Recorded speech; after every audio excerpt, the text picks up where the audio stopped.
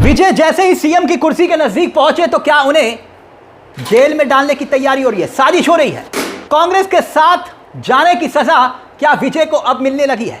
खेल क्या हो रहा है? पर्दे के पीछे क्या डराने की ऐसी कोशिश, जैसे मानिए कि बंगाल के बाद अगला नंबर तमिलनाडु का लगने वाला है। खैर ये अमृतकाल है, मोदी है तो मुमकिन है। तमिलनाडु के भीतर विजय को रोकने के लिए क्या सब कुछ अब झोंक दिया गया है? यह खबर आखिरकार हैरान क्यों कर रही है और इस खबर को लेकर आखिरकार इतनी चर्चा क्यों हो रही है? तमिलनाडु, जहां हाल ही में विधानसभा के चुनाव हुए और विजय ने पूरी देश की राजनीति की दशा को बदल दिया।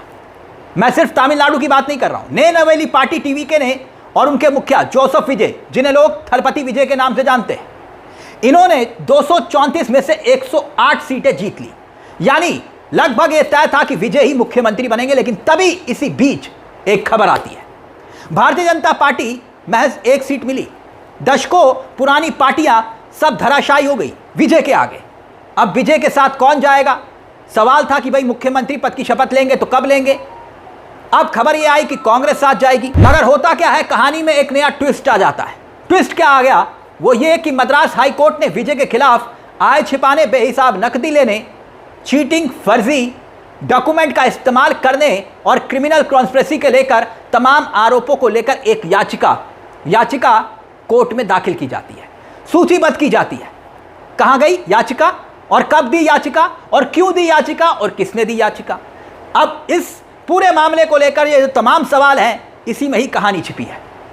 यानी कि एक तरफ चुनाव अपने चरम पर था और उसी बीच में यह याचिका दाखिल हो चुकी थी।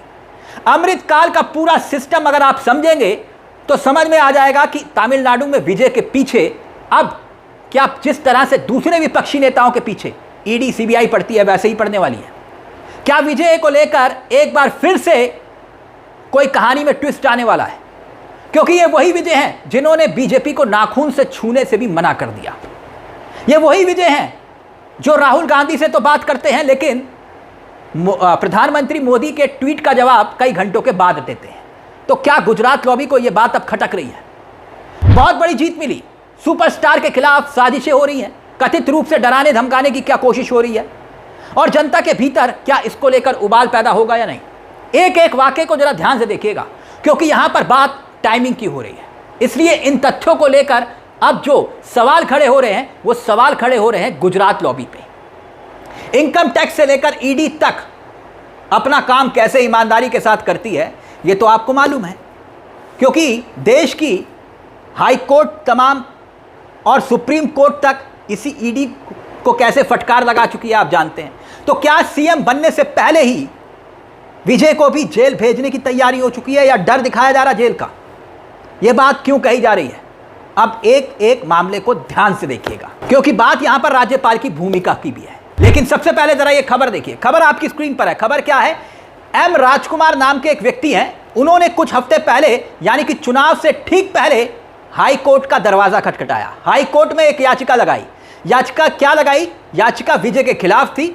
आय छिपाने, अघोषित यानी बेहिसाब नकदी और इन्होंने प्राप्त की, यह दावा किया गया।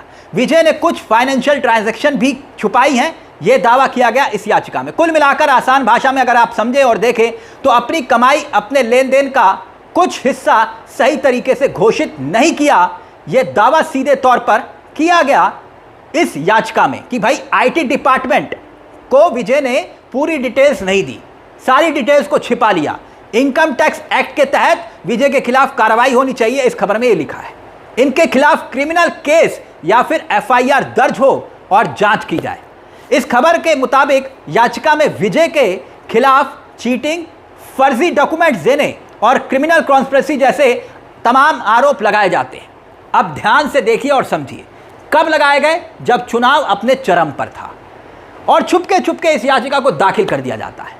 तमिलनाडु की जनता ने जिस विजय थलपति को इतना बड़ा हीरो बनाया, उन्हीं के खिलाफ धोखाधड़ी, जालसाजी और फर्जी डॉक्यूमेंट्स के इस्तेमाल करने के आरोप उसी चुनाव के भीतर रखते हैं जब विजय चुनाव जीतने वाले होते हैं। और इन्हीं आरोपों के तहत हाई कोर्ट में याचिका गई। अब समझिए कब गई? हफ्तों पहले। मैंने कहा ना आपसे, तारीख देखिएगा, टाइमिंग देखिएगा, आप खुद समझ जाएंगे कि मामला क्या है और क्यों है। हाई कोर्ट रजिस्ट्री ने इस याचिका को लेकर सवाल उठा दिए और कहा कि यह याचिका सुनने के लायक है, यह नहीं है, इस पर संदेह है। इतना कह के रजिस्ट्री ने इस याचिका को लिस्ट करने से रोक दिया। किसने? रजिस्ट्री ने। मगर अब होता क्या है, कहानी में ट्विस्ट आता है। मद्रास हाई कोर्ट ने कहा कि नहीं नहीं, रजिस्ट्री का काम सिर्फ और सिर्फ प्रोसीजर को चेक करना है, ये तो हम तय करेंगे कि आखिरकार सुनवाई योग्य मामला है या नहीं है, ये तय करना हमारा काम है। यानी मैलोट तय करेंगे, कोर्ट तय करेगा, रजिस्ट्री नहीं। इसलिए रजिस्ट्री विजय के खिलाफ जो याचिका है उसको लिस्ट करे, यानी कि अब मामले की सुनवाई होगी या नहीं होगी ये मैलोट तय करेंगे। हाई कोर्ट ने अभी एफआईआर का आदेश नहीं दिया है, गौर करिएगा, मुकदमे का आदेश नहीं दिया है, लेकिन आदेश की मांग करने वाली याचिका को कबूल कर लिया है। यही एक सबसे बड़ा संदेह पैदा कर रहा है कि क्या विजय को जेल में डालने की तैयारी हो रही है। अब यदि इस पूरे खेल को देखें और समझें, जो क्राइनोलॉजी कहती है कि भाई इस पूरे मामले में तमिलनाडु चुनाव का माहौल था और तब उसी वक्त ये याचिका दाखिल होती है विजय के खिलाफ। उस याचिका पर रोक लगती है रजिस्ट्री के द्वारा, लेकिन एकाएक जैसे ही वो मुख्यमंत्री की कुर्सी के नज़दीक पहुंचते हैं, जैसे ही वो कहते हैं कि नहीं वो बीजेपी के साथ हाथ नहीं मिलाएंगे, तो ये मामला एकाएक सामने आ जाता है। तो अब सोचिए, बेहद लोकप्रिय नेता यानी विपक्ष के जो नेता हैं उनके खिलाफ ऐसा होता आया है, लेकिन अब विजय के खिलाफ भी क्या ऐसा हो रहा है। अब पब्लिक के मन में क्या उबाल आएगा कि भाई क्या हमारे नेता के खिलाफ साजिश हो रही है, वो कांग्रेस के साथ जा रहे हैं तो क्या इसलिए सब कुछ हो रहा है। अब लोगों के मन में तो ये सवाल संदेह पैदा होगा ही होगा। चुनाव के दौरान याचिका पहुंची, लिस्ट नहीं हुई, और अब जब मुख्यमंत्री बनने जा रहे हैं विजय, तो एकाएक ये मामला सामने आ गया, जहां पर 10 विधायकों की महज जरूरत थी मुख्यमंत्री बनने के लिए।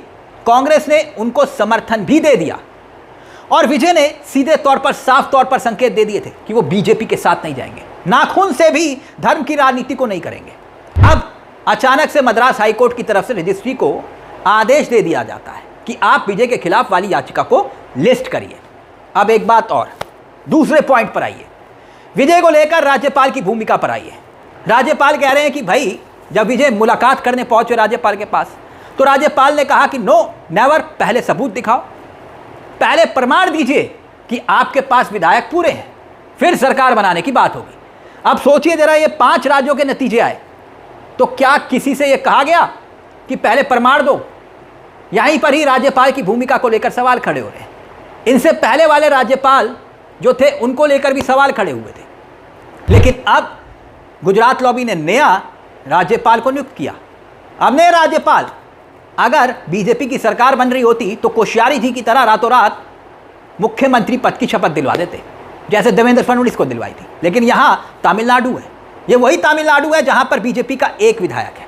बीजेपी की इच्छा है कि विजय उनके साथ सरकार बनाए। अब आपके मन में भी सवाल होगा कि भाई बीजेपी के पास तो एक ही विधायक है, तो ये कैसे सरकार बना सकते हैं?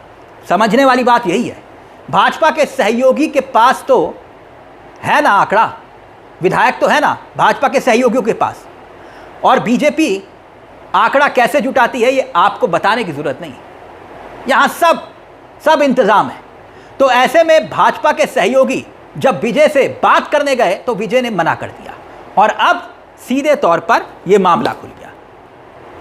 इस पूरे मामले को लेकर आपकी क्या राय है? आपको क्या लगता है कि विजय मुख्यमंत्री की कुर्सी तक पहुंच पाएंगे, या फिर जो फाइल खुली है, जैसे अरविंद केजरीवाल के साथ हुआ, हेमंत सोरेन के साथ हुआ, और ठीक चुनाव से पहले ममता बनर्जी के साथ हुआ, तो क्या विजय के साथ भी खेल शुरू?